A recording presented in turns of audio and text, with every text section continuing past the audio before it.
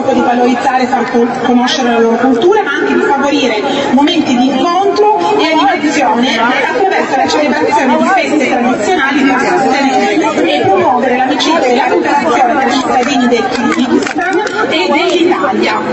Vedremo danze tradizionali accompagnate da un sacco di oggetti che adesso vi mostrerò. Allora, abbiamo i loro vestiti tradizionali, poi abbiamo gli shortak, borse fatte a mano di cuoio, il kalpak, il cappello che vedrete indossare dagli uomini, che è anche patrimonio dell'UNESCO,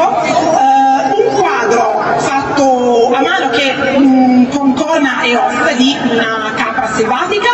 e il pano, una sorta di arazzo fatto con diversi materiali tessili. Prego!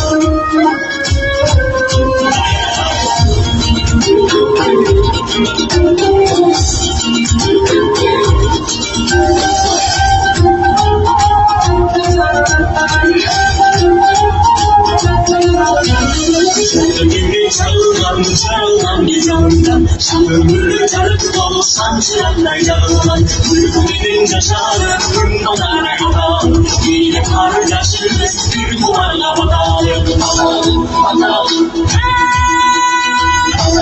Bakalım,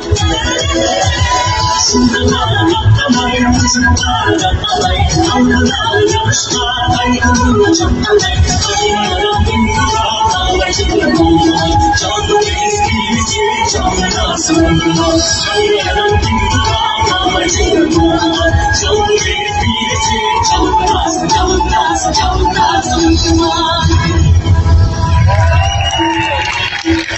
Ай мезгилде карабайын шаттанам келбетиңе баладайын Кыргызым кыргыз жери Кыргызстан